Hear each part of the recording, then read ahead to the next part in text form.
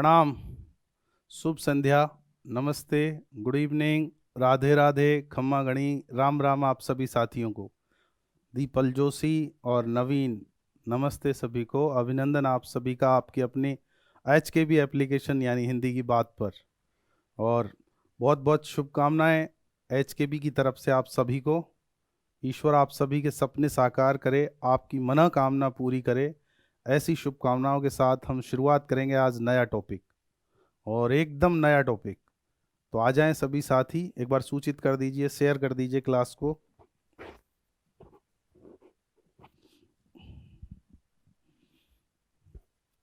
आवाज वगैरह आप लोगों को बिल्कुल सही मिल रही है? बता दीजिए एक बार। पिछली क्लासेज में अलंकार वाला जो टॉपिक है वो कंप्लीट करवा दिया है, और मैं ऐसा सोचता हूँ कि आप लोगों ने कर लिया होगा। बिल्कुल, वंदना शेहरा जी जुड़ी हैं, अभिनंदन आपका। बिल्कुल, आ जाएं सभी साथी। एकदम नया टॉपिक, बहुत ही शानदार टॉपिक शुरू करने जा रहे हैं आज, जिसका नाम है रस। यथा नाम तथा गुण। जैसा इस शब्द का नाम है रस, ठीक वैसा ही आनंददायक और काव्य शास्त्र का सबसे लंबा टॉपिक। जी, सुरेंद्र कुमार भी जुड़े हैं, राधे राधे भैया, नमस्ते, शुभकामनाएं आपको। बाकी सभी साथी जी, विनोद जी लिख रहे हैं सर टाइम 7 बजे बाद करो। देखते हैं, प्रयास जारी हैं। बाकी स्टूडियो में थोड़ी सी बिजीनेस ज़्यादा है, यहाँ की व्यवस्था के कारण हम लोग चेंज कर नहीं पाएंगे बहुत ज़्यादा। हाँ, मैं समझता हूँ आपकी परिस्थिति सभी की, लेकिन अब सबके हिसाब से नहीं हो सकता। निरंजना जी भी आई हैं आज तो, very good. Good evening madam, good evening, शुभ संध्या आपको, बहुत बहुत शुभकामनाएं। ग्रस्त जीवन में होकर के आप इतनी मेहनत कर रही हैं, तो इसका सफल परिणाम जरूर से जरूर आपको मिलेगा। तो समय को लेकर के देखिए, थोड़ी सी समस्याएं मेरे साथ भी हैं और स्टूडियो में भी हैं। 8 बजे से यहाँ फिर लाइव होता है, तो 8 बजे तक ही मुझे करना है, और सुबह के समय पर ऑफलाइन क्लास का टाइम होता है, तो थोड़ा सा प्रैक्टिकली पॉसिबल नहीं हो पा रहा जी। तो और साथी सभी आए, तब तक अपन शुरुआत करते हैं आज के टॉपिक की। चलिए, राधे राधे जी, ममता जी, राधे राधे, नमस्ते, गुड इवनिंग। चलिए शुरुआत करते हैं। और अभी का जो टॉपिक है हमारा, वो टॉपिक है रस। रस बड़ा महत्वपूर्ण टॉपिक है ये काव्य शास्त्र का, और जैसा इसका नाम है, बार बार यही कहूँगा। विनोद जी लिख रहे हैं, मैं तो गया काम से, मैं जीके की क्लास के लिए घर छोड़ रखा, पर हिंदी आपसे ही पढ़ रहा। तो बस बढ़िया है ना, हिंदी यहीं पढ़िए, कहीं और पढ़ने की ज़रूरत ही नहीं पड़ेगी आपको। विनोद जी, मैं समझता हर बात हूँ, आपकी भावनाओं तक, आपके अंतस तक पहुँचा हुआ हूँ, लेकिन दिक्कतें बहुत हैं। मैं अकेला इंसान क्या क्या मैनेज करूँ और फिर अन्य परिस्थितियाँ भी हैं। तो यहाँ स्टूडियो 8 बजे से फिर बिजी हो जाता है लाइव में, तो 8 बजे से पहले पहले मुझे करना है। अब यदि मैं उसमें 1.5 घंटे का टाइम नहीं रखूँ, तो 2 घंटे पर डे की जो क्लास का कंटेंट है वो नहीं पहुँचेगा आप लोगों तक। चलिए, इस पर चर्चा करते रहेंगे। फिलहाल शुरू करते हैं क्लास को। रस, और रस का शाब्दिक अर्थ जो है, रस का शाब्दिक अर्थ यदि हम देखें तो होता है आनंद। रस का शाब्दिक अर्थ क्या होता है? आनंद। लेकिन यहाँ हम जो पढ़ रहे हैं वो पढ़ रहे हैं काव्य रस। क्या पढ़ रहे हैं? काव्य रस। काव्य रस के संबंध में इसकी परिभाषा की बात करें तो क्या होगा, आशय यहाँ पर समझेंगे। काव्य के पठन, श्रवण या दर्शन से, काव्य के पठन, श्रवण या दर्शन से काव्य प्रक्रिया के दौरान काव्य प्रक्रिया या काव्य आस्वादन के दौरान, काव्य प्रक्रिया या काव्य आस्वादन के दौरान सहृदय को जिस अलौकिक आनंद की अनुभूति होती है उसे रस कहते हैं। उसे का मतलब आनंद को, उसे रस कहते हैं। यहां पर एक एक शब्द आपको समझने के लिए है। इस परिभाषा में प्रयुक्त किया गया प्रत्येक शब्द आपको समझने के लिए है और बेहद महत्वपूर्ण है। एक बार फिर से समझेंगे कि हम रस का शाब्दिक अर्थ यदि हम देखें तो रस का शाब्दिक अर्थ होता है आनंद। और यहाँ पर काव्य रस की बात कर रहे हैं तो काव्य रस क्या है? काव्य के पढ़ने से, काव्य के सुनने से, हम जानते हैं ना काव्य के मुख्य रूप से दो भेद हैं, एक तो दृश्य काव्य और एक श्रव्य काव्य। राजेश तंवर जी जुड़े हैं जी। राजेश जी अभिनंदन, गुड इवनिंग और बहुत बहुत शुभकामनाएं आपको HKB एप्लीकेशन की तरफ से। बड़े लंबे समय के बाद आज राजेश जी का पदार्पण हुआ है यहाँ क्लास में, तो अभिनंदन है। खुश हूं मैं आपको देख करके। काव्य के पठन, श्रवण या दर्शन से, तो इस जगह पर मैं आपको समझा रहा था कि काव्य के मुख्य रूप से दो भेद होते हैं, एक तो श्रव्य काव्य और एक दृश्य काव्य। यानी कि या तो काव्य को सुना जाएगा या काव्य को देख करके पढ़ा जाएगा या देखा जाएगा, ऐसा हम कह सकते हैं। तो जहां पर काव्य को पढ़ने से अथवा काव्य को सुनने से हम जो कुछ भी किसी भाषा में रचित देखते हैं उसे काव्य कह लीजिए, उसे साहित्य कह लीजिए। शब्दों के फेर में हमें नहीं पढ़ना, भाषा में लिखित तमाम बातें सब काव्य और साहित्य हैं, क्योंकि यहाँ पर हमें समझना रस को है और बातों को विस्तार नहीं देंगे। काव्य के पढ़ने से, काव्य के सुनने से और काव्य को देखने से। यहाँ पर देखने से आशय है जैसे आप चलचित्र देखें, सिनेमा देखें, धारावाहिक देखें, कोई फिल्म देखें, मूवी देखें, वो तमाम नाटक देखें। तो काव्य के पढ़ने से, सुनने से या उसको देखने से, काव्य प्रक्रिया या काव्य आस्वादन के दौरान ही। इस शब्द के मायने क्या हैं, इस शब्द के मतलब क्या हैं? यानी जब तक हम काव्य को पढ़ रहे होते हैं, जब तक हम काव्य को सुन रहे होते हैं, जब तक हम काव्य को देख रहे होते हैं, तब तक उस समय को कहते हैं काव्य प्रक्रिया या काव्य आस्वादन के दौरान। यानी बिटवीन द लर्निंग, किसके?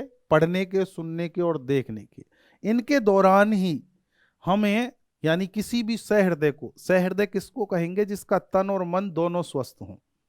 सहृदय को जिस अलौकिक आनंद की अनुभूति होती है, लौकिक नहीं, अलौकिक आनंद की अनुभूति होती है, उस अलौकिक आनंद को रस कहते हैं। अब इससे आगे की बात इसमें समझेंगे हम कि ये तो हुई इसकी परिभाषा, और इसमें जो शब्द हैं ध्यान रखने योग्य वे हैं, एक तो काव्य आस्वादन के दौरान या काव्य प्रक्रिया के दौरान, एक शब्द तो ये है, ठीक है ना।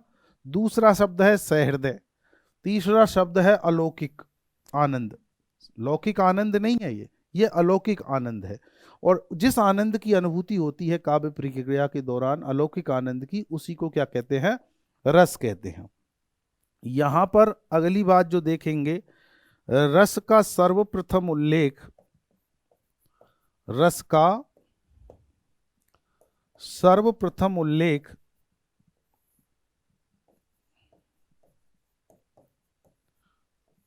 अथर्ववेद में किया गया है। अथर्ववेद में किया गया। परीक्षा की दृष्टि से कोई महत्वपूर्ण बात नहीं है ये। ऊपर वाली परिभाषा जो है वो ध्यान रखने योग्य है, क्योंकि वहां शब्दों का गौर करने की बात है। क्या समझे हम यहां पर इस दूसरी बात में कि रस का सर्वप्रथम उल्लेख कहां हुआ? तो अथर्ववेद में हुआ।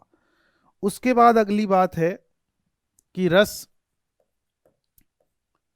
के संबंध में ये पूछा जा चुका है, इस प्रश्न को जो मैं लिखने जा रहा हूं, रस के संबंध में तैत्तिरीय उपनिषद में, रस के संबंध में तैत्तिरीय उपनिषद में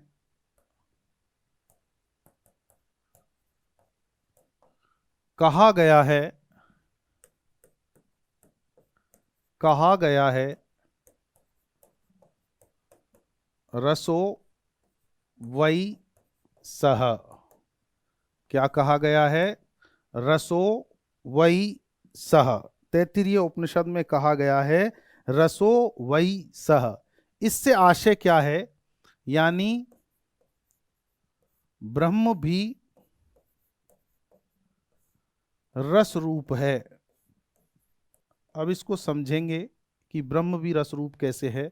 तैत्तिरीय उपनिषद में इस बात को कहा गया है कि जो ब्रह्म है, जो ईश्वर है, जो परमात्मा है, वह स्वयं रस रूप है। तो उसके द्वारा जो प्रकृति बनाई गई है, उस प्रकृति में सब कुछ ही रस रूप है।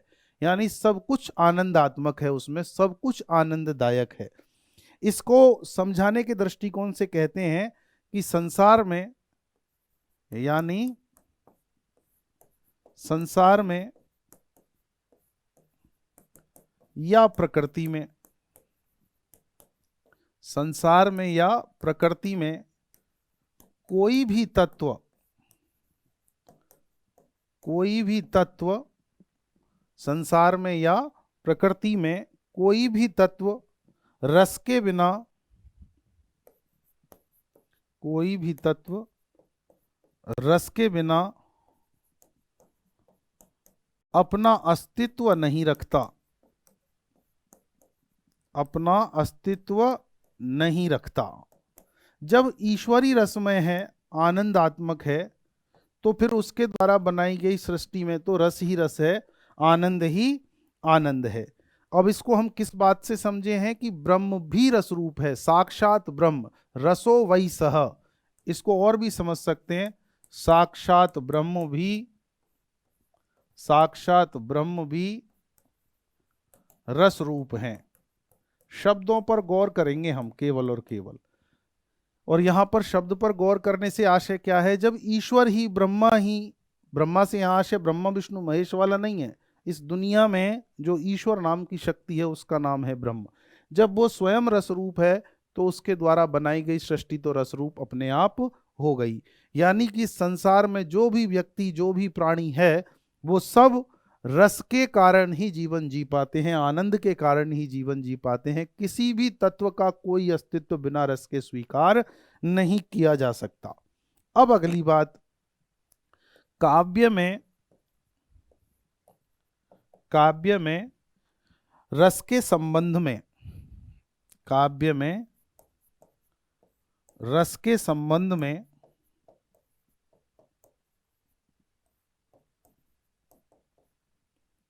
संस्कृत काव्य शास्त्र के, संस्कृत काव्य शास्त्र के, काव्य में रस के संबंध में संस्कृत काव्य शास्त्र के तीसरी सदी, दूसरी तीसरी दोनों ही हैं, तीसरी सदी के आचार्य, संस्कृत काव्य शास्त्र के तीसरी सदी के आचार्य भरत मुनि ने, भरत मुनि ने अपनी रचना, अपनी रचना नाट्य शास्त्र में, अपनी रचना नाट्य शास्त्र में, नेक्स्ट पेज पर लेते हैं, अपनी रचना नाट्य शास्त्र में रस को सर्वप्रथम काव्य की आत्मा मानते हुए, मानते हुए अपना रस सिद्धांत प्रस्तुत किया, अपना रस सिद्धांत प्रस्तुत किया। अपना रस सिद्धांत प्रस्तुत किया। देखेंगे एक बार फिर से इसको। काव्य में रस के संबंध में संस्कृत काव्यशास्त्र के तीसरी सदी के आचार्य भरत मुनि ने अपनी रचना नाट्य शास्त्र में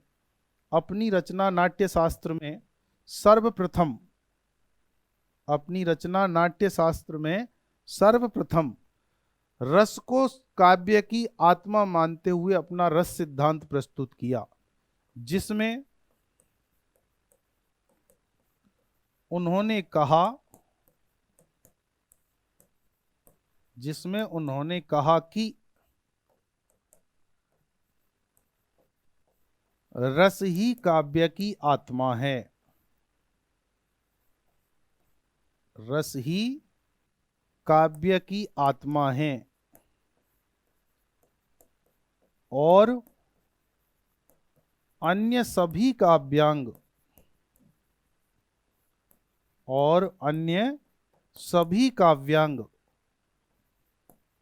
उसके आश्रित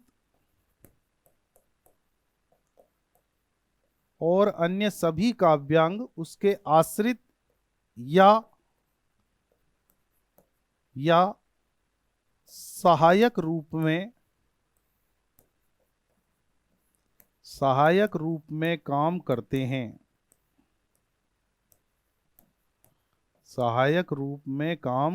हैं। यह है रस सिद्धांत। जब भी आप काव्य शास्त्र में, अब शुरुआत हो गई है, अलंकार पढ़े रहे हैं तब से शुरुआत हो गई है, और आपको ध्यान रखना है जब भी आप कोई सिद्धांत पढ़ेंगे वहां पर बात होगी काव्य की आत्मा की। किसकी बात होगी? काव्य की आत्मा की। और काव्य की आत्मा से क्या आशय है? आप जानते हो कि जब तक आत्मा है तब तक शरीर देह जीवित है, और आत्मा निकाल दी जाए तो मृत है। ठीक वैसे ही काव्य की आत्मा को लेकर के विद्वानों में परस्पर मतभेद रहा है, और अपनी अपनी मान्यताओं के अनुसार विभिन्न विद्वानों ने अपने अपने काव्य सिद्धांत प्रस्तुत किए हैं। जहां उन्होंने कहा है, जहां उन्होंने मान्यता प्रदान की है, जहां उन्होंने प्रतिपादित किया है कि मेरे अनुसार काव्य की आत्मा ये है, मेरे अनुसार काव्य की आत्मा ये है। इस प्रकार से प्रत्येक आचार्य ने, संस्कृत काव्य शास्त्र के प्रत्येक आचार्य ने अपना अपना कोई ना कोई एक अलग मत प्रस्तुत किया है, मान्यता प्रस्तुत की है, और उसके कहीं ना कहीं वो अनुकरण करता रहे हैं। इसीलिए कहते हैं कि काव्य शास्त्र का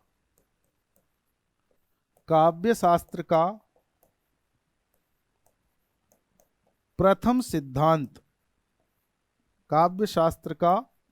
सिद्धांत किसको लेकर के आते हैं? ये सिद्धांत काव्य की आत्मा को लेकर, कि आचार्य भरत मुनि तो कहते हैं रस है, भामह कहते हैं अलंकार है, आनंदवर्धन कहते हैं ध्वनि है, कुंतक कहते हैं वक्रोक्ति है, क्षेमेंद्र कहते हैं औचित्य है। काव्य की आत्मा को लेकर ये सिद्धांत किसको लेकर के प्रस्तुत किए गए हैं? काव्य की आत्मा को लेकर। काव्य शास्त्र का प्रथम सिद्धांत काव्य की आत्मा को लेकर आने वाला रस सिद्धांत ही था, जिसके प्रवर्तक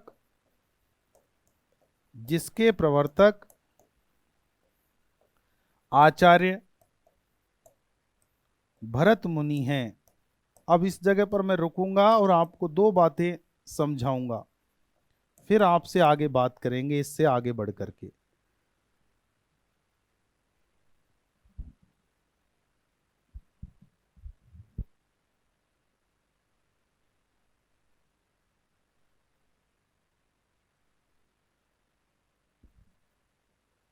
ये ले, मैं जो आपसे बात करने वाला हूं उसे दोहरा दूं, बीच में एक व्यवधान था। काव्य शास्त्र का प्रथम सिद्धांत, और सिद्धांत काव्य शास्त्र के जितने भी आए किसको लेकर के आए? काव्य की आत्मा को लेकर के आए। तो प्रथम सिद्धांत कौन सा था? रस सिद्धांत था, जिसके प्रवर्तक आचार्य भरत मुनि हैं। किस रचना में उन्होंने अपना रस सिद्धांत प्रस्तुत किया? तो आपका जवाब हो जाएगा नाट्य शास्त्र में। किसमें प्रस्तुत किया? नाट्य शास्त्र में। अब एक बार आप समझेंगे, मैं बीच में आ जाता हूं, साइड में बाद में हो जाऊंगा आप लोगों को समझाने के दृष्टिकोण से, कि काव्य की आत्मा को लेकर के ही ये सिद्धांत प्रस्तुत किए गए हैं। और ऐसा सिद्धांत, पहला सिद्धांत कौन सा है जो काव्य की आत्मा को लेकर के आया? तो वो सिद्धांत था रस सिद्धांत। और उस रस सिद्धांत के मतलब क्या है, उसके मायने क्या है, क्या आशय है रस सिद्धांत का? रस सिद्धांत का मतलब है कि आचार्य भरत मुनि ने सबसे पहले काव्य शास्त्र में यह बात बताई कि काव्य की आत्मा रस है। यानी उन्होंने रस को काव्य की आत्मा मानते हुए अपना रस सिद्धांत प्रस्तुत किया। सब कुछ काव्य में रस को लेकर के, यदि काव्य में रस नहीं है, किसी में साहित्य में रस नहीं है, तो वह साहित्य मृत है। इसी बात को छठी सदी में आचार्य भामे लेकर के आए। उन्होंने कहा काव्य की आत्मा अलंकार है। यदि काव्य में अलंकार नहीं है तो वह काव्य तो वार्ता मात्र है। याद करिए, आपने लिखा है इस बात को, समझा है इस बात को। तो यहां पर हम एक एक बात, ऐसी बातों को गौर करेंगे। अभी फिलहाल जो हम पढ़ रहे हैं वो रस सिद्धांत पढ़ रहे हैं। कौन लेकर के आया, प्रवर्तक कौन थे? तो जाने कितनी बार, हजारों बार ये प्रश्न सामान्य रूप से पूछ लिया कि रस सिद्धांत के प्रवर्तक कौन है। इसी को हाँ अगले पेज पर लेकर के बता दूं। आचार्य भरत मुनि, आचार्य भरत मुनि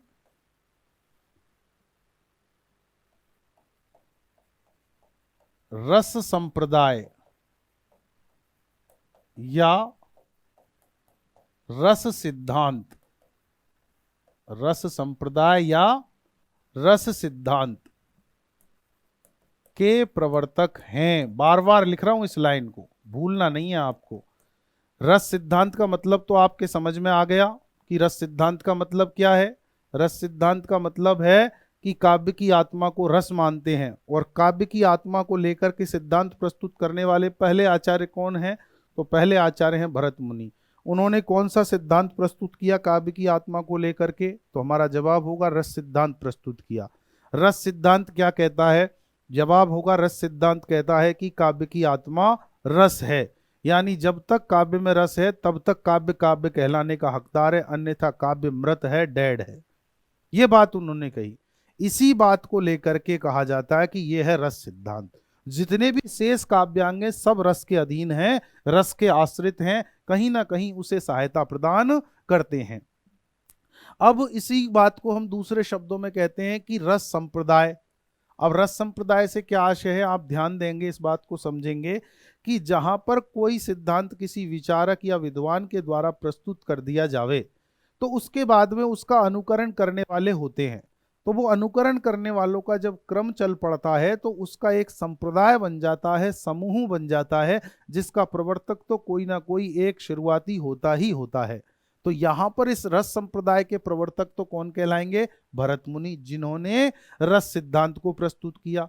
कोई अंतर नहीं होता संप्रदाय सिद्धांत में, केवल यह है जब समूह बन जाता है उस बात को मानने वालों का तो उसको संप्रदाय कह देते हैं। और वह संप्रदाय जिस थ्योरी पर चलता है, जिस सिद्धांत पर चलता है, तो उसको सिद्धांत कह देते हैं। इस प्रकार आपको किसी भी तरह परेशान इस बात को लेकर के नहीं होना है। चाहे आपसे पूछा जाए रस सिद्धांत के प्रवर्तक कौन है, तो भी भरत मुनि है।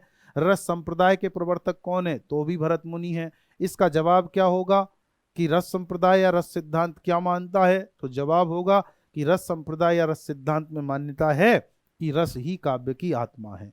इस प्रकार की मान्यता को लाने वाला पहला विद्वान कौन था? किसने प्रस्तुत किया सर्वप्रथम कि रस काव्य की आत्मा है? तो जवाब होगा आचार्य भरत मुनि ने अपनी रचना नाट्यशास्त्र में दूसरी तीसरी सदी में। समझ में आ गई होगी बात। अब आगे आचार्य भरत मुनि क्या कहते हैं उसको समझ लेते हैं। ठीक।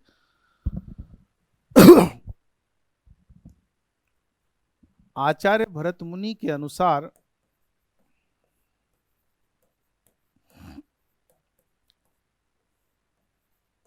आचार्य भरत मुनि के अनुसार रस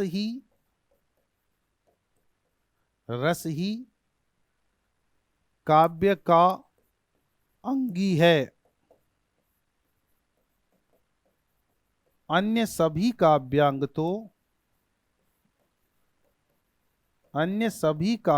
तो काव्य के अंग मात्र या रस के सहायक हैं। दूसरी बार पढ़ रहे हैं इस बात को हम, यदि आप गौर करें तो आज की ही क्लास में दोबारा पढ़ रहे हैं इसी बात को, सेम डिटो। यानी काव्य का अंगी के आशय क्या है, काव्य की मुख्य बात, काव्य का प्रधान विषय तो क्या है, रस ही है। भरत मुनि के अनुसार रस ही काव्य का अंगी है, अन्य सभी काव्यांग तो काव्य के अंग मात्र या रस के सहायक मात्र हैं। ठीक है ना। यहां पर इस बात को कहने के बाद जब भरत मुनि से पूछा गया कि रस क्या है, रस क्या है, ये प्रश्न आया कि रस क्या है।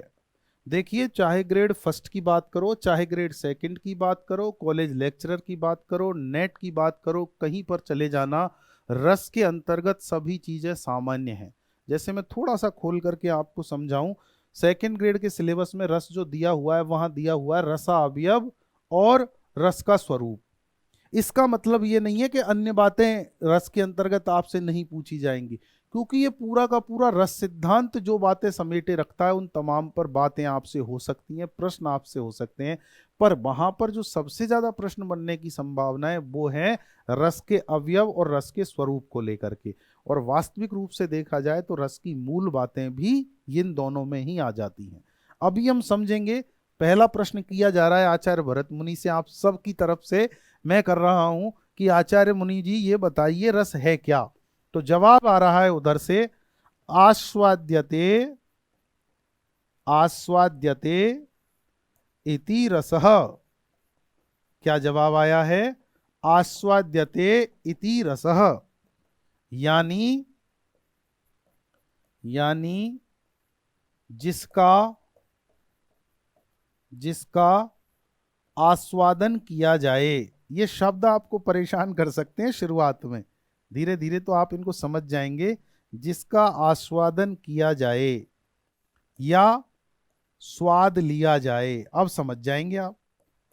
जिसका आस्वादन किया जाए या स्वाद लिया जाए, आस्वादन किया जाए वही रस है। जिसका आस्वादन किया जाए वही रस है। देखिए आप, जिसका आस्वादन किया जाए वही रस है, वही रस है। अगली बात लिखेंगे इसमें, नेक्स्ट, आस्वादन, आस्वादन, आस्वादन स्वाद या सुख का ही लिया जा सकता है। आस्वादन किसका किया जा सकता है, आस्वादन किसका किया जा सकता है, अभी समझेंगे आप। आस्वादन किसका किया जा सकता है, स्वाद या सुख का ही लिया जा सकता है। इसलिए इसलिए रस स्वाद, सुख या आनंद का नाम है, या आनंद का नाम है, या आनंद का नाम है। रस है क्या वैसे? जिस प्रकार से आपने स्वादिष्ट भोजन किए हैं, अर्चना बाई राजपूत पधारी हैं, अभिनंदन आपका, स्वागत जी। आपने आनंद लिया है किसका, एक बहुत अच्छे व्यंजनों का, खाने का, ठीक है ना। अब वो जो आनंद आपने लिया है वो किन से लिया है, किन से लिया है, व्यंजनों से। उन व्यंजनों के मिश्रित रूप से लिया है ना, खाने के जितने आइटम थे उनसे स्वाद लिया है, उनसे आनंद लिया है। तो आपको आनंद किस में आया, उन व्यंजनों को देखने मात्र से, खाने के उन तमाम आइटम्स को देखने मात्र से आनंद मिला, या उनको खाने के बाद जो आपको स्वाद मिला उससे आनंद मिला? तो जवाब आपका आ जाएगा स्वाद से आनंद मिला। तो वो स्वाद ही रस है, वो स्वाद ही रस है, और उस स्वाद को कह सकते हैं सुख आनंद। इसका आशय यह है कि इसका आशय इसका आशय यह है कि रस स्वाद है, और स्वाद के लिए क्या शब्द प्रयोग किया गया है? रस आस्वाद है। आस्वाद कहते हैं स्वाद को काव्य शास्त्र में। ठीक है, रस क्या है? आस्वाद है।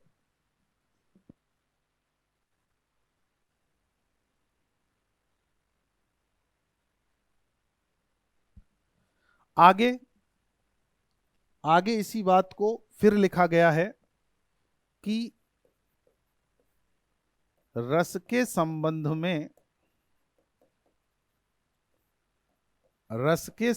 में आचार्य भरत मुनि ने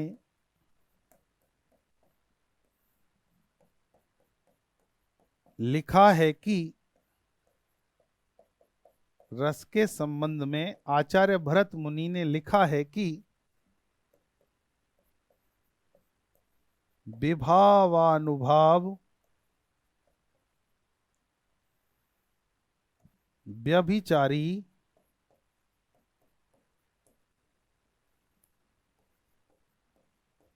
संयोगादृश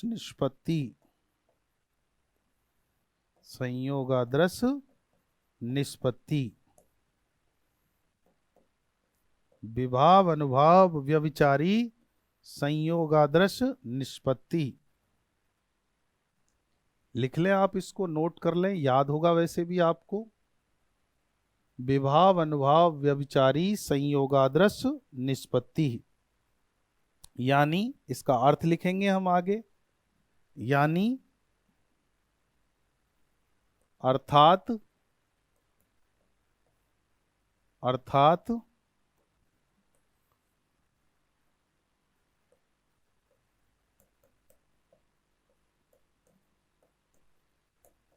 विभाव अनुभाव और व्यभिचारी भावों के विभाव अनुभाव और व्यभिचारी भावों के संयोग से रस की निष्पत्ति होती है। विभाव अनुभाव और व्यभिचारी भावों के संयोग से रस की निष्पत्ति होती है। इस रस सूत्र में स्थायी भाव नामक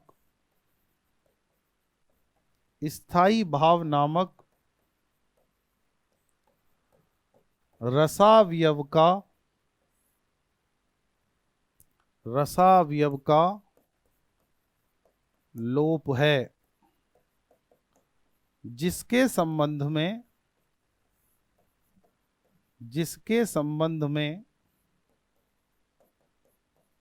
आचार्य भरत मुनि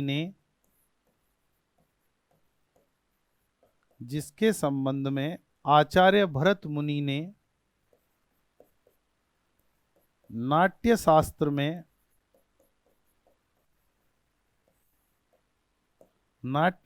में अन्यत्र, इस सूत्र में नहीं, अन्यत्र दूसरी जगह विस्तार से चर्चा की है।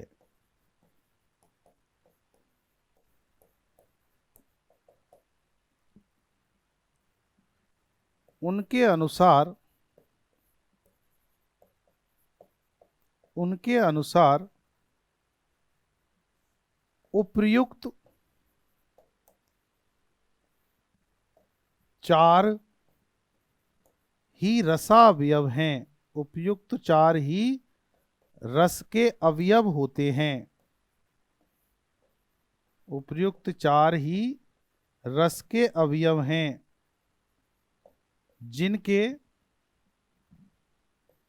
जिनके संयोग से रस की निष्पत्ति होती है, जिनके संयोग से रस की निष्पत्ति होती है। अब एक बार फिर से वापस आ जाएंगे हम पूरी कहानी पर, शुरुआत से, यहां से। ठीक है, चलेंगे। आ जाइए वापस और समझिए इसको। थोड़ा सा सिर के ऊपर से जा रहा होगा, थोड़ा जटिल लग रहा होगा, लेकिन मेरी सोच ऐसी है कि सबसे पहले आप लोगों तक कंटेंट पहुंचा दिया जाए और फिर उस पर चर्चा की जाए। देखिए हमने शुरुआत कहाँ से की। हम पढ़ रहे हैं काव्य रस, और ये काव्य रस के अंतर्गत क्या पढ़ रहे हैं हम। सबसे पहले हमने पढ़ा है कि रस का शाब्दिक अर्थ क्या होता है। रस का शाब्दिक अर्थ क्या होता है? आनंद। ठीक। अब दूसरी बात पढ़ रहे हैं कि हम ऐसा कोई आनंद तो पढ़ नहीं रहे, या ऐसे किसी आनंद पर बात तो कर नहीं रहे कि आनंद क्या है। हम बात कर रहे हैं कि काव्य में, कविता में, साहित्य में रस क्या है। तो रस के संबंध में फिर हमने पढ़ी परिभाषा कि काव्य के पठन से, काव्य के श्रवण से या काव्य के दर्शन से, काव्य प्रक्रिया के दौरान, यानी जब तक हम पढ़ते हैं, जब तक हम सुनते हैं, जब तक हम देखते हैं, उसी को कहते हैं दूसरे शब्दों में काव्य का हम आस्वादन कर रहे हैं उस दौरान। या तो उसको कह लीजिए काव्य प्रक्रिया या काव्य का आस्वादन। उस दौरान हमको सहृदय को, सहृदय से आशय हम खुद हैं। सहृदय का आशय क्या है? जो हेल्दी है। हेल्दी से आशय केवल और केवल फिजिकल फिट नहीं, जिनका मेंटल लेवल भी ठीक है, डिस्टर्ब नहीं है मेंटली। ठीक है ना। दीपल जी लिख रही हैं, नहीं सर आपकी क्लास रिलैक्स होकर पढ़ते हैं। Very good, thank you. पढ़ना भी चाहिए।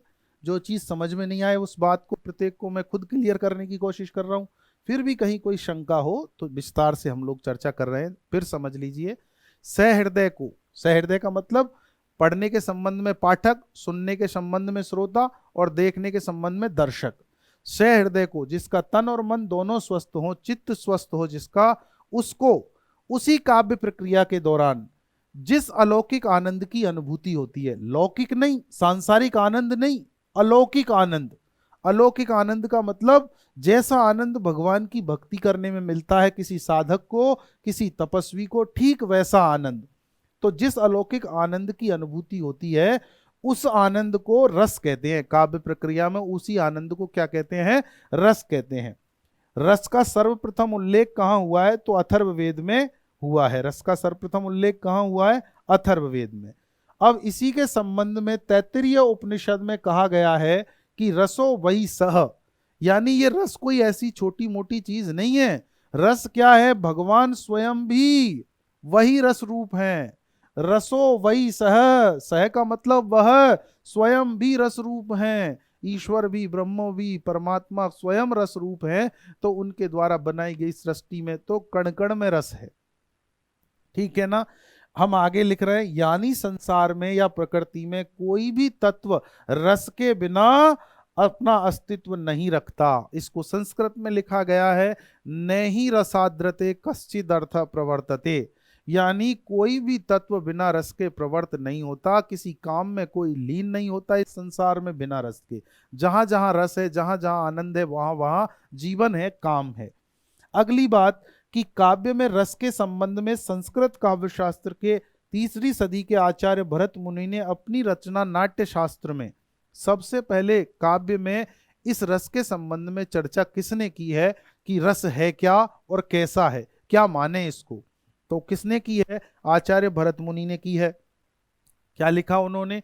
रस को सर्वप्रथम काव्य की आत्मा माना।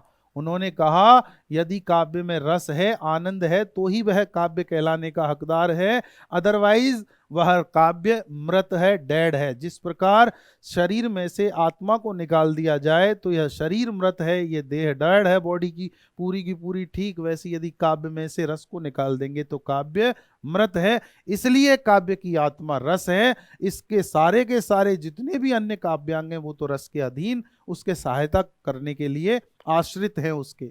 अपना रस सिद्धांत प्रस्तुत किया और इसी बात का नाम है रस सिद्धांत।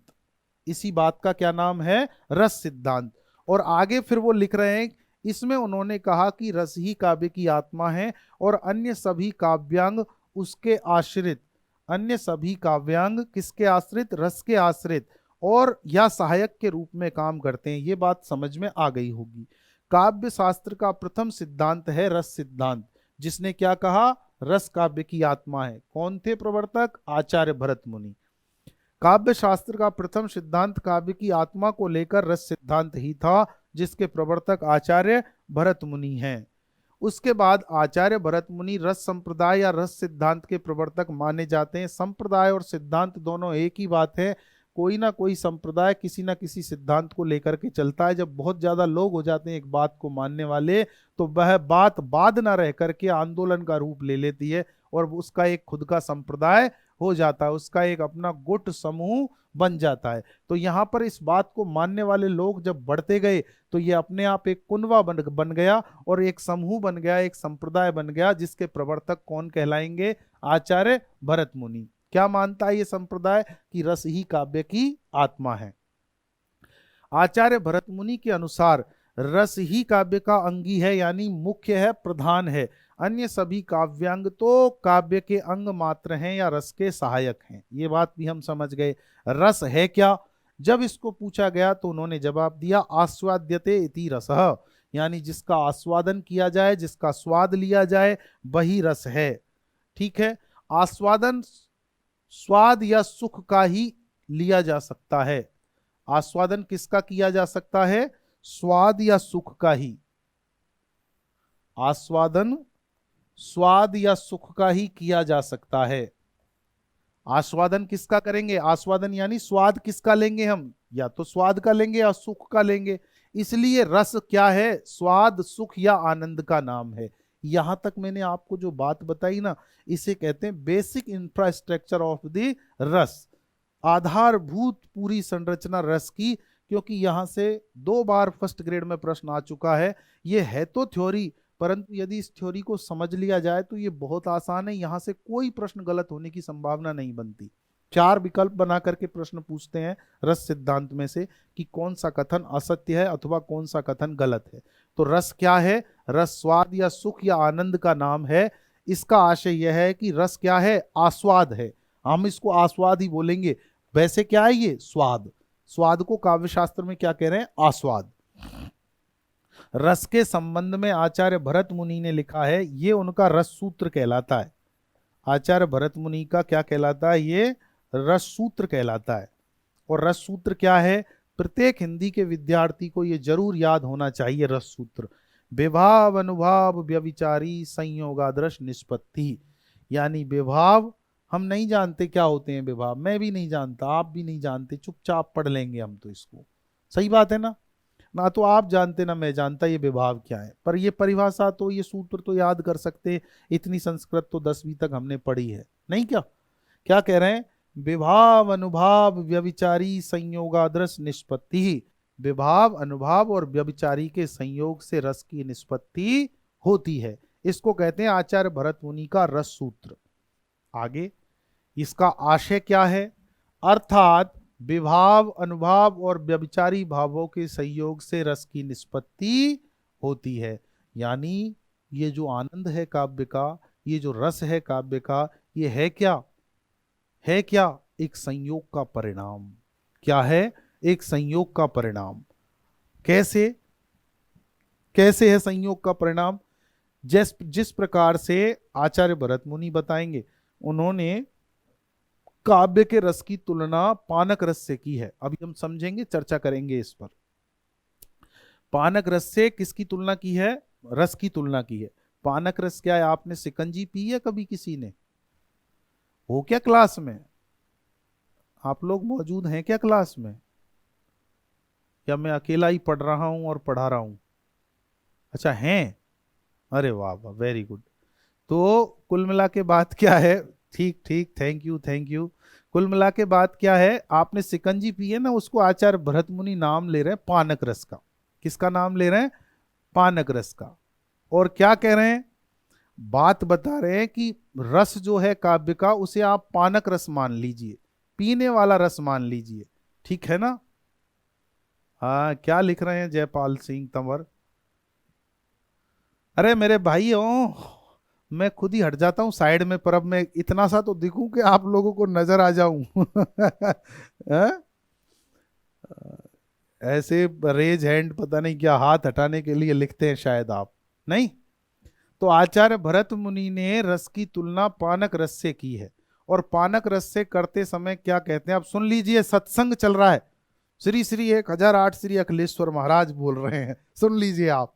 रस की तुलना पानक रस से करते हुए भरत मुनि जी लिखते हैं कि जिस प्रकार कुछ निश्चित अवयवों के एक विशेष मात्रा में संयोग करने से पानक रस की निष्पत्ति होती है, ठीक उसी प्रकार काव्य में कुछ अवयवों के संयोग करने से रस की निष्पत्ति होती है। समझ में नहीं आया? मेरे भी नहीं आया, फिर दोबारा समझ लेते हैं।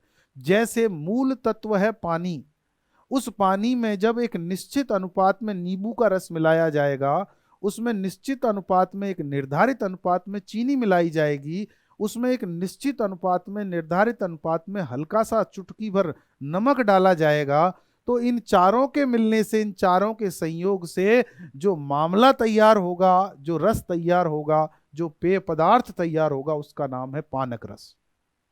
ये पानक रस बना किन से मिलकर, किन के संयोग से बना? तो हमारा जवाब होगा सर ये बना है पानी, नींबू का रस, चीनी और नमक के संयोग से, चार के संयोग से बना है। इसमें मुख्य अवयव क्या है? क्या नहीं होता और तीनों होते तो काम चल जाता? अजी पानी नहीं होता तो काम नहीं चलता। अकेले नींबू में आप चीनी और नमक मिला करके शिकंजी नहीं बना सकते। अकेले नमक में नींबू और चीनी मिला के शिकंजी नहीं बना सकते। अकेली चीनी में नमक और नींबू का रस मिला के शिकंजी नहीं बना सकते। सर्वाधिक आवश्यकता होगी, मुख्य रूप से आवश्यकता होगी, प्रधान आवश्यकता होगी वहां पर पानी की। तो एक निश्चित अनुपात में पानी लेकर के जब उसमें निश्चित अनुपात में नींबू का रस, नमक और चीनी मिलाया जाएगा, तब ही जाकर के जो पेय पदार्थ निष्पन्न होगा। यहां पर आपको शब्द रटने पड़ेंगे, ये शब्द याद करने पड़ेंगे। इन शब्दों को आप रूपांतरित नहीं करेंगे, कभी भी ध्यान रखिए। संयोग का अर्थ मिलाना नहीं कहेंगे, संयोग का अर्थ संयोग ही कहेंगे रस काव्य में आप। निष्पत्ति का अर्थ निष्पत्ति ही कहेंगे, ये नहीं उत्पत्ति होती है, आप नहीं कह सकते। मेरी और आपकी कोई सामर्थ्य नहीं है कि हम इन शब्दों को बदल दें। जब प्रश्न पूछा जाएगा तो इसी पारिभाषिक शब्दावली का प्रयोग किया जाएगा वहां पर। इसलिए समझाने के दृष्टिकोण से मैं आपको मिलाना कह सकता हूं, उत्पन्न होना, बनना कह सकता हूं, लेकिन वास्तविक रूप से संयोग होगा और निष्पत्ति होगी।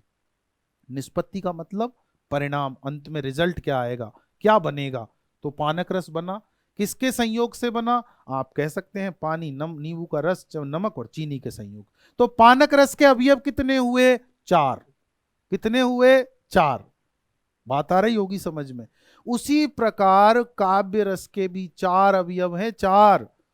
पहला अवयव है स्थायी भाव, दूसरा अवयव है विभाव, तीसरा अवयव है आपका संचारी भाव और चौथा अवयव है अनुभाव। इनके बारे में ही आचार्य भरत मुनि ने सूत्र प्रस्तुत किया और क्या कहा उन्होंने? विभाव अनुभाव व्यभिचारी संयोगादृश निष्पत्ति। विभाव अनुभाव व्यभिचारी संयोगादृश निष्पत्ति। विभाव, अनुभाव और व्यभिचारी के संयोग से रस की निष्पत्ति होती है। यानी कि इस रस सूत्र में कहीं भी इसका नाम नहीं है जिसके बिना ये रस बन ही नहीं सकता, इसकी निष्पत्ति हो ही नहीं सकती। यानी पानक रस तो बना दिया और पानी का कहीं नाम नहीं है। कांट बी पॉसिबल, यह संभव है? नो। जवाब आएगा नेगेटिव, संभव नहीं है। बिना पानी के पानक रस बन ही नहीं सकता, शिकंजी बन ही नहीं सकती। ना अकेले पानी से बनेगी, तभी तो स्थायी भाव रस नहीं है, इसे जरूरत ही नहीं पड़ती। किसी का सहयोग लेने की, किसी के साथ संयोग करने की जरूरत ही नहीं पड़ती। ठीक है ना? तो यहां पर इस रस सूत्र में किस भाव का, किस अवयव का अभाव है? जाने 3-4 बार पूछ लिया इस प्रश्न को। आचार्य भरत मुनि के रस सूत्र में किस अवयव का अभाव है? तो किस अवयव का अभाव है? स्थायी भाव का। नामक रस अवयव का लोप है, जिसके संबंध में आचार्य भरत मुनि ने नाट्य शास्त्र में अन्यत्र विस्तार से चर्चा की है। उनके अनुसार उपर्युक्त चार ही रस के अवयव हैं, जिनके संयोग से, अंतिम बात को देख लें, जिनके संयोग से रस की निष्पत्ति होती है। कौन है ये? अगले पेज पर चलें। स्थायी भाव, स्थायी भाव, विभाव। आचार्य भरत मुनि नाम लेते हैं, यहां पर व्यभिचारी भाव, व्यभिचारी भाव, इनको संचारी भी कहते हैं ना, व्यभिचारी भाव। और स्थायी भाव, विभाव, व्यभिचारी भाव और अनुभाव के, अनुभाव के संयोग से रस की निष्पत्ति होती है, रस की निष्पत्ति होती है। इनके संयोग से रस की निष्पत्ति होती है। शब्द ध्यान में रखना है, ये शब्द ध्यान में रखना है। इनके संयोग से रस की निष्पत्ति होती है। इन्हें ही, इन चारों को ही रसावयव कहते हैं। बार बार लिख रहा हूं मैं, रसावयव कहते हैं। आगे पढ़ेंगे, आगे लिखेंगे। आचार्य भरत मुनि ने रस की तुलना, आचार्य भरत मुनि ने रस की तुलना पानक रस, रस की तुलना पानक रस से करते हुए, आगे लिखेंगे इसमें, पानक रस से करते हुए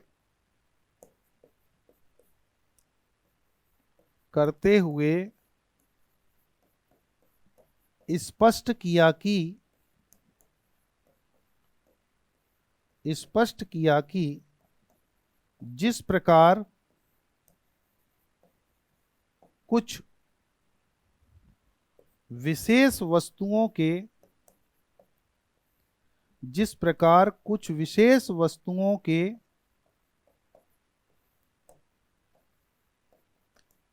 कौन कौन है वो विशेष वस्तु? पानी, नींबू, नींबू से आसे, यहाँ नींबू का रस है, नींबू नहीं कि पानी में डाल दो आप नींबू साबुत। पानी, नींबू, चीनी और नमक। जिस प्रकार कुछ विशेष वस्तुओं के एक निश्चित अनुपात में, एक निश्चित अनुपात में संयोग करने से, एक निश्चित अनुपात में संयोग करने से पानक रस की निष्पत्ति होती है। अगले पेज पर लेंगे, आपने यहां लिख लिया हो तो। पानक रस की, ले लें अगले पेज पर, दोबारा बोल रहा हूं मैं। आचार्य भरत मुनि ने रस की तुलना पानक रस से करते हुए स्पष्ट किया कि जिस प्रकार, यहां पर प्रकार और आएगा, जिस प्रकार कुछ विशेष वस्तुओं के एक निश्चित अनुपात में संयोग करने से पानक रस की निष्पत्ति होती है और उसका स्वाद या आनंद, और उसका स्वाद या आनंद स्वस्थ व्यक्ति ही ले सकता है, स्वस्थ व्यक्ति ही ले सकता है। उसी प्रकार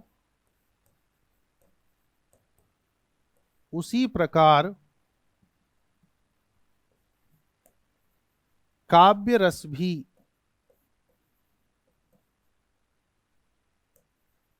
उसी प्रकार काव्य रस भी कुछ रसावयवों के संयोग से, रसावयवों के संयोग से निष्पन्न होता है, निष्पन्न होता है, जिसका आनंद या भोग सहृदय ही, सहृदय ही ले सकता है, ले सकता है। अब आप शायद बात समझ गए होंगे। जिसका आनंद सहृदय व्यक्ति ही ले सकता है या कर सकता है, ठीक है ना। अब यहां पर लिखेंगे काव्य प्रक्रिया के दौरान, काव्य प्रक्रिया का मतलब काव्य को पढ़ने के दौरान, सुनने के दौरान, देखने के दौरान, काव्य प्रक्रिया के दौरान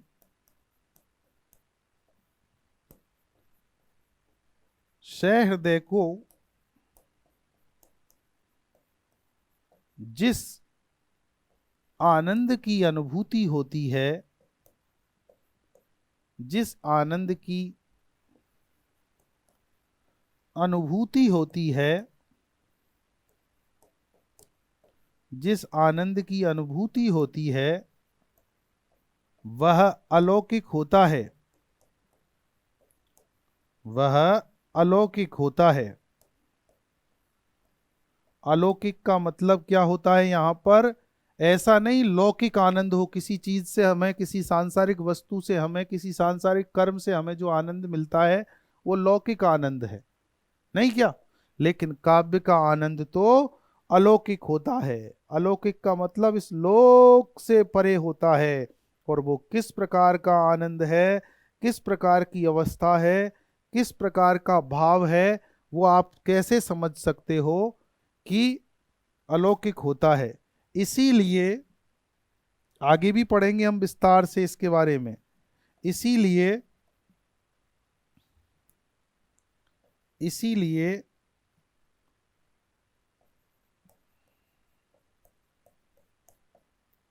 इसीलिए रस को, काव्य रस को, आप हमेशा क्या बोलेंगे इसको? काव्य रस। काव्य रस को ब्रह्मानंद सहोदर कहा गया है। ब्रह्मानंद सहोदर कहा गया है। इसीलिए रस को ब्रह्मानंद सहोदर कहा गया है। ये वाली बात यहां पर हो गई है। अब होता क्या है इसमें, इस बात को समझे आप। ब्रह्मानंद सहोदर कहा गया है, ब्रह्मानंद नहीं कहा, ब्रह्मानंद सहोदर कहा है। ब्रह्मानंद सहोदर का मतलब होता है कि भगवान की भक्ति करने में जो आनंद मिलता है, भगवान की उपासना करने में जो आनंद मिलता है किसी साधक को, किसी तपस्वी को, ठीक वैसा ही आनंद, उसके समान ही आनंद, उसके जैसा ही आनंद काव्य का आनंद है, काव्य रस है। लेकिन ब्रह्मानंद नहीं है, ये ध्यान रखेंगे आप। काव्य का आनंद, रस का आनंद ब्रह्मानंद नहीं है, ब्रह्मानंद सहोदर है, ब्रह्मानंद के जैसा है। ये बात यहां तक हमको समझनी है। अब ये मिलता कैसे है, कैसे इसका भोग करते हैं, इसे समझते हैं आगे।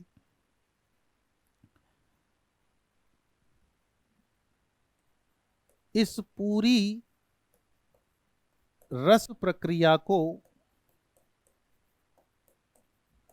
इस पूरी रस प्रक्रिया को आचार्य मम्मट ने, आचार्य मम्मट ने, बड़े बहुत बड़े विद्वान हैं, आचार्य मम्मट ने अपनी रचना काव्य प्रकाश में, अपनी रचना काव्य प्रकाश में, 11वीं सदी, अपनी रचना काव्य प्रकाश में निम्नानुसार प्रस्तुत किया, निम्नानुसार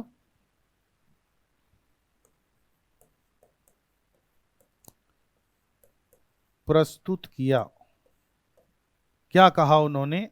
इस बात को लिखें उससे पहले समझेंगे कि किस प्रकार से आचार्य मम्मट इस बात को समझाएंगे। अभी हम समझे क्या है उस पर चर्चा कर लें कि इतनी कहानी पढ़ने के बाद, लगभग 8 पेज लिखने के बाद, मेरे पैनल के 8 पेज हैं, हो सकता है आपके 4 भी नहीं हुए हों, लेकिन क्या समझ पाए हैं। देखिए, इस पूरी रस प्रक्रिया में, काव्य रस की प्रक्रिया में क्या होता है, 4 अवयव होते हैं। चारों अवयवों के नाम आप जान लीजिए, ध्यान रखने आपको, आगामी 3 दिन लगातार हम लोगों को इसे बोलना है, समझना है। पहली बात तो काव्य रस का मतलब है आनंद। कब मिलता है? काव्य प्रक्रिया के दौरान। सर समझ में नहीं आया काव्य प्रक्रिया से क्या आशय है? तो जब काव्य को हम पढ़ रहे होते हैं, जब काव्य को हम सुन रहे होते हैं, अथवा जब काव्य को हम देख रहे होते हैं। अरे जनाब, घर पर टीवी पर जो सीरियल देखते हो वह भी काव्य है। दृश्य काव्य का भेद है, वह दृश्य काव्य का रूप है। वे सिनेमा हॉल में जब हम पिक्चर देखते हैं तो वह भी काव्य रूप है। लेकिन इस पूरे प्रोसेस को समझाते कैसे हैं वह समझ लीजिए कि ये मिलता कैसे। ये एक पूरी प्रक्रिया है, काव्य आनंद मिलना पूरी प्रक्रिया। यस, गाने सुनना भी, आप सुनते ही उसे हो, आप काम करते ही उसे हो। रसो वही से, जब भगवान ही रस रूप है तो इस सृष्टि में तमाम पूरे तत्व ही रस रूप है। हम काम वही कर सकते हैं जिसमें हमें आनंद मिलेगा, अथवा हम वो काम करेंगे ही नहीं। आप कितनी ही देर कोशिश कर लीजिए, हठ धर्मिता कर लीजिए, जिद कर लीजिए, आप वह काम कर ही नहीं सकते जिसमें आपको आनंद ना मिले। यानी कई बार हम थोप देते हैं ना कामों को कि ये तो मेरी मजबूरी है, इस काम को तो मैं करना नहीं चाहता या करना नहीं चाहती। तो जनाब, जिस काम को आप करना नहीं चाहते उसमें आपको आनंद नहीं मिलता, इसलिए करते हैं। और मजबूरी में किए गए तमाम काम आपके सफल नहीं होते। इसलिए पढ़ाई को मजबूरी मत बनाना, पढ़ाई को अपनी जरूरत, अपनी जिंदगी मानना। ठीक है, वापस आते हैं। तो जिस प्रकार पानक रस 4 अवयवों के संयोग के बाद में निष्पन्न हुआ था, पानी, नींबू का रस, चीनी और नमक, उसी प्रकार ये काव्य का रस जो है ये भी एक संयोग का परिणाम है, एक संयोग के बाद में निष्पन्न हुआ शब्द है। वो संयोग किस किस का होगा? 4 अवयवों का होगा, स्थायी भाव, विभाव, संचारी भाव और अनुभाव। इन चारों के संयोग से रस की यानी काव्य रस की निष्पत्ति होती है, काव्य का आनंद हमें मिलता है। अब भी समझ में नहीं आया है, अब समझ में आएगा। सबसे पहले काव्य रस के लिए आवश्यक है किसी सहृदय का होना, किसी स्वस्थ व्यक्ति का होना, जिसका तन और मन दोनों स्वस्थ हों। जिसका तन और मन दोनों स्वस्थ होंगे, उस व्यक्ति के अंदर, उस सहृदय के अंदर, चाहे वह नवजात शिशु हो अथवा मरणासन्न पड़ा हुआ कोई वृद्ध हो, प्रकृति से ही हमारे सबके अंदर कुछ भाव ऐसे होते हैं जो स्थायी रूप से मौजूद होते हैं, विद्यमान होते हैं, विराजमान होते हैं। उनको हम कहते हैं चित्त की स्थिर मनोवृत्तियां, चित्त के स्थायी भाव, वे सब में मौजूद होते हैं। पर जैसी परिस्थिति, जैसा कारण, वैसा ही भाव हमारे मन में उत्पन्न हो जाता है। इसको समझने के लिए हम चल सकते हैं पिक्चर हॉल में, सिनेमा हॉल में, वहां जाकर के समझ सकते हैं कि 3 घंटे के दौरान हमारे कितने प्रकार के भाव बदल जाते हैं। एक स्थिति ऐसी आती है जब हमारे मन में मनोरंजन की भावना आ जाती है, एक स्थिति ऐसी आती है कि हमें रोना आ जाता है, एक स्थिति ऐसी आती है कि हमें हंसी आ जाती है, एक स्थिति ऐसी आती है कि हमारे अंदर उत्साह भर जाता है, वीरता आ जाती है, सासू जी तूने मेरी कदर ना जानी और दे अंटर। कुल मिलाकर के जैसे भाव हमारे अंदर आ रहे हैं, उन सब के पीछे किसी ना किसी प्रकार का कारण है, परिस्थिति है। तो भाव तो हमारे अंदर, सबके अंदर रहते हैं विराजमान, लेकिन जैसी परिस्थिति होगी, जैसा कारण होगा, वैसा ही भाव उत्पन्न होगा। जैसे हम लोग बोलते हैं, बहुत बार आप लोगों ने बहुत सारी फिल्में देखी होंगी, हम आपके हैं कौन की चर्चा कर लेते हैं।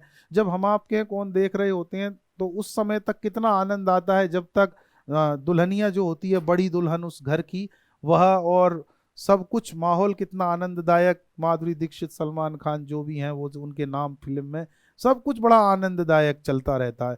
लेकिन अचानक से एक वाकया घटित होता है और उसमें सीढ़ियों से गिर करके बड़ी बहू का स्वर्गवास हो जाता है। उस समय पर माहौल कितना गमगीन हो जाता है। अभी तक हम कितने चीयरफुल थे, कितने आनंदित थे, बड़ा अच्छा लग रहा था जब हम सुन रहे थे दीदी तेरा देवर दीवाना। अचानक से गाना दूसरा हो गया और गाना क्या मातम भरा माहौल हो गया। भाव हमारे सबके अंदर एक जैसे विद्यमान है, लेकिन परिस्थिति जैसी है वैसा ही भाव उत्पन्न होगा। तो इसके लिए जिम्मेदार या उत्तरदायी कारण कौन सा हुआ? परिस्थिति का होना। इसी को रस अवयवों की भाषा में कहते हैं आलंबन। क्या कहते हैं इसको? आलंबन। यानी जैसा आलंबन वैसा भाव। स्थायी भाव तो सबके अंदर मौजूद है, ये तो स्थायी मनोवृत्तियां हैं हमारी, स्थिर मनोविकार हैं हमारे, सबके अंदर मौजूद हैं ये तो। यदि हमने कोई श्रृंगारिक बात सुनी है, देखी है, जाना है उसको, तो श्रृंगारिक भाव उत्पन्न होंगे। हंसी की कोई बात देख ली है, हंसी का कोई दृश्य देख लिया, हंसी की कोई बात सुन ली है अथवा पढ़ ली है, तो हास्य का भाव हमारे अंदर उत्पन्न होगा। कोई वीरता की बात सुन ली है तो वीरता के भाव उत्पन्न होंगे। जैसी परिस्थिति जैसा कारण वैसे भाव हमारे अंदर उत्पन्न होते हैं। तो इसमें क्या होता है? सबसे पहले परिस्थिति होती है, जैसी परिस्थिति वैसा भाव उत्पन्न हो जाएगा। अब ये होगा किसके अंदर? सहृदय के अंदर। आप इस बात को समझते चलना। इसी दौरान क्या होगा? कुछ भाव उस हमारे जागृत हुए भाव को, उत्पन्न हुए भाव को, उदित हुए भाव को क्या करेंगे? उद्दीप्त करेंगे और भी बढ़ाएंगे, ऊंचा चढ़ाएंगे। उनको हम कह देंगे उद्दीपन विभाव। क्या कह देंगे? उद्दीपन विभाव। इसी दौरान, ये बहुत लंबा नहीं है, ऐसा कार्यक्रम नहीं है कि आज तो स्थायी भाव जागृत हुआ और कल उद्दीपन विभाव आएंगे। ये तत्काल तत्क्षण होने वाली प्रक्रिया है पूरी की पूरी। कुछ भाव ऐसे होंगे जो आकर के हमारे स्थायी भाव जो जागृत हुआ है उसको और भी ताकत प्रदान करेंगे, मजबूत करेंगे। जैसे इनको कहते हैं हम एंजाइम्स, उत्प्रेरक, जो क्रिया की गति को तीव्र अथवा मंद कर दे और खुद क्रिया में भाग नहीं लेते, आते हैं, स्थायी भाव को बल प्रदान करते हैं और भाग जाते हैं। क्या लिख रहे हैं विनोद जी? ब्रह्मानंद सहोदर, आज समझ में आया, विशेषता में रट रखा था आज तक। चलिए धन्यवाद। बहुत कुछ चीजें समय के साथ समझ में आती हैं। मैं तो आप लोगों को यही बात कहूंगा कि आप जितनी तन्मयता के साथ इन सबको पढ़ पाएंगे, समझ पाएंगे, उतनी ही ये आसान होती चली जाएंगी। और ये कभी मत मानना कि कोई बात एक बार में आपके समझ में आ जाए। इसके लिए आपको देखो समय लगेगा। पहली क्लास से लेकर के एमए स्तर तक की पढ़ाई आप कर रहे हैं, उसमें 16-17 साल लगते हैं पढ़ने में। और उस क्लास की पढ़ाई को आप 16-17 सालों को, यानी कम से कम 15 साल की पढ़ाई को आप चाहते हो कि आप 3 महीने में पूरा कर लें। नॉट पॉसिबल, संभव ही नहीं है ये बात। फिर भी हम लोग कितना प्रयास करते हैं कि आपको उनकी तमाम बातों की सामान्य जानकारी दे सकें। तो इसमें आप लोग ध्यान दें, कहीं कुछ पक्ष आपका कमजोर होता है इसलिए आप उन बातों को समझ नहीं पाते। लेकिन तमाम बातें कौन है? मेरे सामने आप बैठे रहें, मुझे सुनते रहें। बस वो गीत है ना कि तू बैठ मेरे सामने, मैं तुझे देखता रहूं, सुनता रहूं, वो सुबह से लेकर शाम तक। बस आप लोग इसमें मेरा साथ दे दो, कुल मिलाकर के मेरी बातें आत्मसात करते चलो। सबसे पहले, जैसी परिस्थिति जैसा कारण वैसा भाव। कुछ भाव आएंगे उसे उद्दीप्त करने, उसे और बढ़ाने, बल, और वो भाव जब बढ़ जाएगा तो कुछ ऐसे भाव आएंगे जो उसे ताकत प्रदान करेंगे, बल प्रदान करेंगे, जिनको कहते हैं उत्प्रेरक। तो उनको इस काव्य रस की भाषा में क्या कहा गया है? संचारी भाव, व्यभिचारी भाव।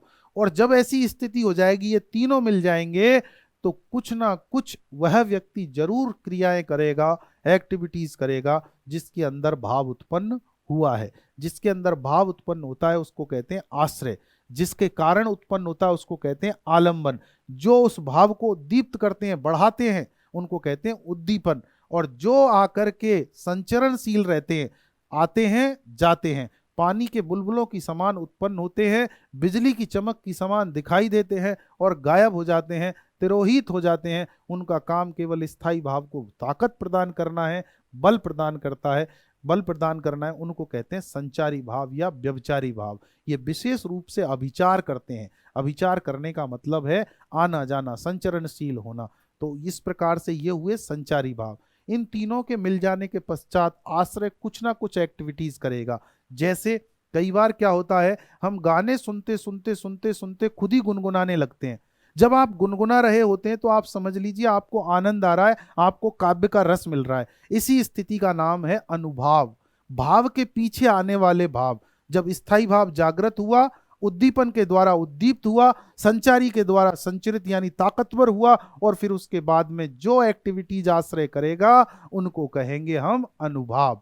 जैसे आप बहुत बार देखते हैं, शाहरुख खान अमरीश पुरी को घूंसे मार रहा है, मुक्के मार रहा है, और अमरीश पुरी काम ही ऐसे करता है फिल्मों में, को पिटेगा वो, भले ही शाहरुख खान के मुंह से खून निकल रहा है, उसके चोटें लग गई हैं, लेकिन शाहरुख खान का जो कैरेक्टर है उसको देख करके आपकी मुट्ठियां बिछ रही हैं। जैसे आप गदर का सीन याद कर लीजिए, सन्नी देओल ने हैंडपंप उखाड़ा था उस समय का, क्या कहलवाया अमरीश पुरी ने उससे, पाकिस्तान जिंदाबाद, उसने कह दिया पाकिस्तान जिंदाबाद।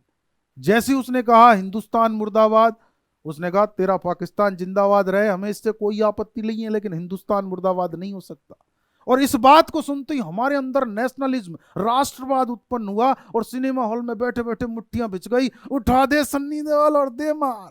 इसको कहते हैं अनुभाव।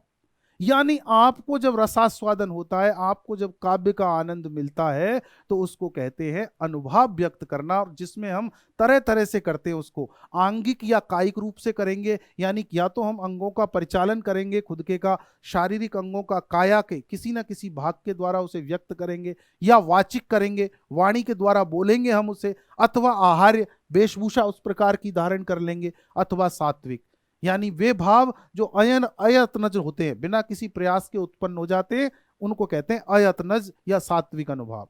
पसीने आ जाएंगे, भयंकर गुस्से में आ जाएंगे, आंसू आने लग जाएंगे, कई बार ऐसी स्थिति हो जाएगी।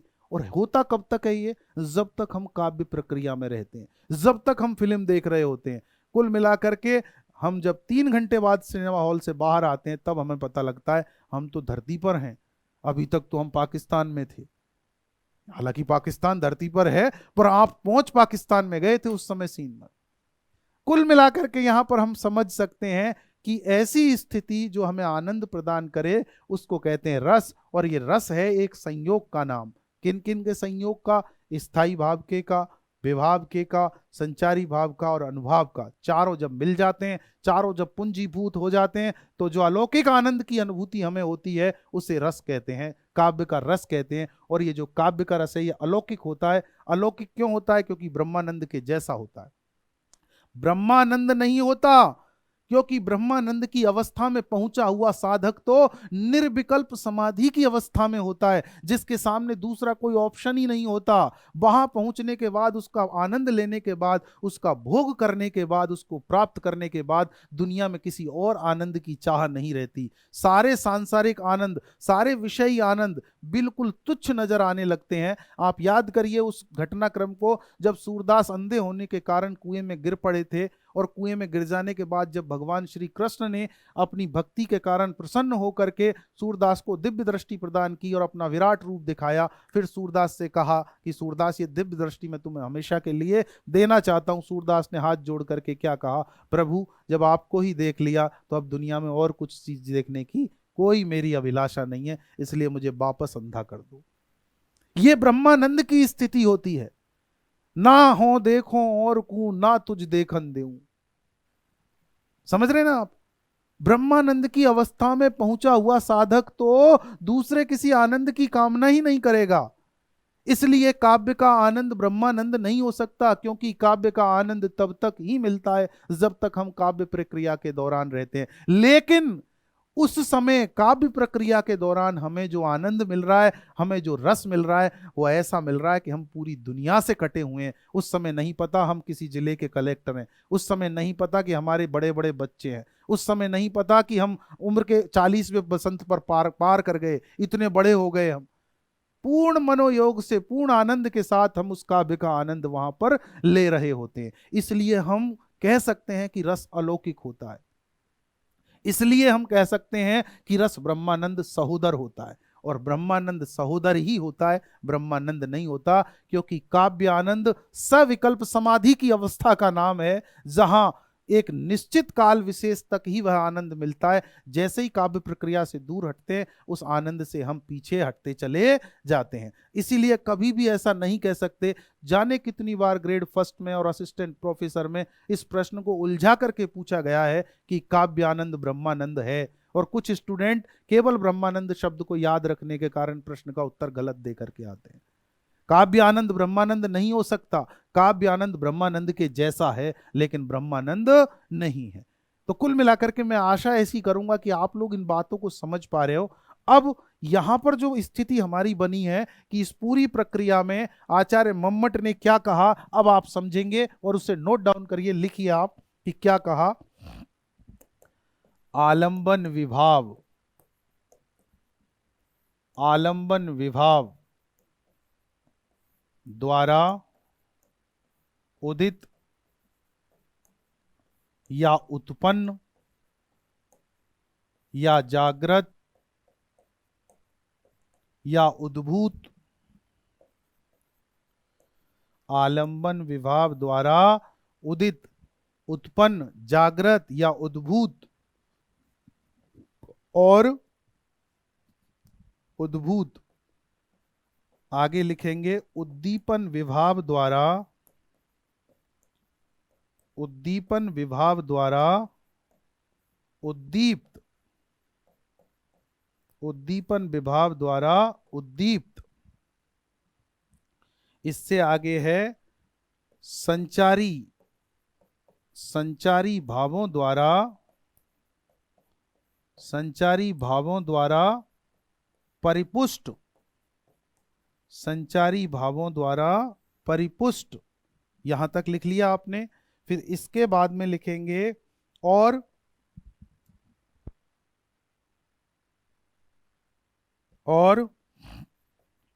अनुभावों द्वारा, और अनुभावों द्वारा, और अनुभावों द्वारा व्यक्त, अनुभवों द्वारा व्यक्त, सहृदय के चित्त में स्थित, सहृदय के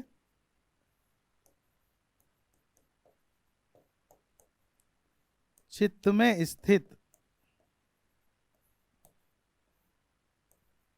सहृदय के चित्त में स्थित स्थायी भाव ही, स्थायी भाव ही, सहृदय के चित्त में स्थित स्थायी भाव ही रस दशा को प्राप्त होते हैं। बहुत ही सुंदर तरीके से आचार्य मम्मट ने इस बात को प्रस्तुत किया है। आप लोग इसे बिल्कुल याद कर लेंगे तो मैं ये कहता हूं भरत मुनि से भी द्वारा प्रस्तुत की गई परिभाषा से द्वारा अच्छी है ये परिभाषा। आचार्य भरत मुनि ने तो केवल इतना सा कहा था, विभाव अनुभाव व्यभिचारी संयोगादरस निष्पत्ति, यानी विभाव अनुभाव और व्यभिचारी के संयोग से रस की निष्पत्ति होती है। लेकिन आचार्य मम्मट ने 11वीं सदी में अपनी रचना काव्य प्रकाश में जो बात कह दी वो बात बड़ी बड़ी है, बहुत बड़ी है। और क्या कह दिया उन्होंने, देखो पूरी रस प्रक्रिया को समझा दिया है। आलंबन विभाव के द्वारा उदित, उत्पन्न, जागृत या उद्भूत, और उद्दीपन विभाव के द्वारा उद्दीप्त, संचारी भावों द्वारा परिपुष्ट और अनुभावों के द्वारा व्यक्त किया गया सहृदय के चित्त में स्थित स्थायी भाव ही रस दशा को प्राप्त होता है। यहां पर पूरी की पूरी रस प्रक्रिया आचार्य मम्मट ने आपको समझा दी है। अब दिक्कत कहां रहेगी, आपको इन बातों को, इस प्रोसेस को क्रमानुसार याद रखना है। लेकिन तनाव बिल्कुल नहीं लेना, क्योंकि अभी टॉपिक की शुरुआत है। हो सकता है कुछ शब्द आपको अटपटे लग रहे हों, जो साथी पहली बार काव्य शास्त्र पढ़ रहे हैं, पहली बार रस का टॉपिक पढ़ रहे हैं, या किसी प्रकार से आपको हो सकता है शब्दों से छेड़छाड़ नजर आ रही हो कि हम तो इस शब्द का मतलब ये समझते थे आज तक। तो जो हम समझते थे वही पूरा का पूरा सार्वभौमिक सत्य नहीं होता। जो हम जानते हैं, जो हम समझते हैं, उससे आगे भी दुनिया है। लेकिन जैसे जैसे उम्र बढ़ेगी, जैसे जैसे ज्ञान बढ़ेगा, हमारी परिधि बड़ी होगी, उस प्रकार से हम सीखते चले जाएंगे। इसलिए आप लोगों को इनको क्रमानुसार ध्यान में रखना है। ये आचार्य मम्मट के अनुसार प्रस्तुत की गई रस की परिभाषा है। अब हम लिखेंगे इसके बारे में अगली बात, हिंदी के उस महापुरुष के कथन जिसको कहते हैं आचार्य रामचंद्र शुक्ल, यानी भीष्म पितामह कह सकते हैं इनको हिंदी के, जिनके बिना कुछ भी संभव नहीं है। हिंदी साहित्य का इतिहास इन्हीं से शुरू और इन्हीं पर खत्म। आज डॉक्टर गणपति चंद्र गुप्त के कथन ध्यान रखना।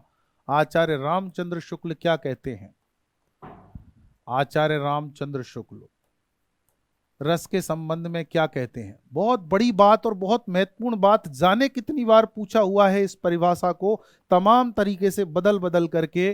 क्या कहा उन्होंने, जिस प्रकार आत्मा की मुक्त अवस्था जिस प्रकार आत्मा की मुक्त अवस्था, जिस प्रकार आत्मा की मुक्त अवस्था ज्ञान दशा, जिस प्रकार आत्मा की मुक्त अवस्था ज्ञान दशा कहलाती है, जिस प्रकार आत्मा की मुक्त अवस्था ज्ञान दशा कहलाती है, उसी प्रकार हृदय की मुक्त अवस्था, उसी प्रकार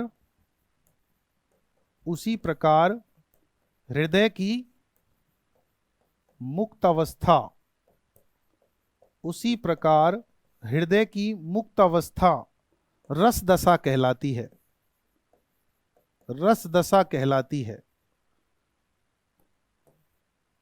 रस दशा कहलाती है। एक कथन, हृदय की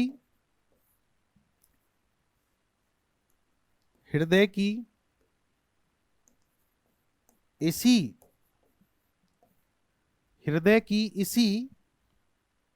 मुक्ति की साधना के लिए, हृदय की इसी मुक्ति की साधना के लिए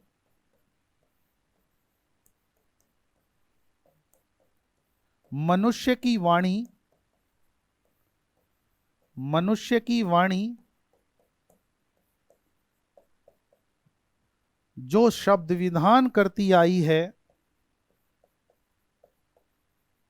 मनुष्य की वाणी जो शब्द विधान करती आई है,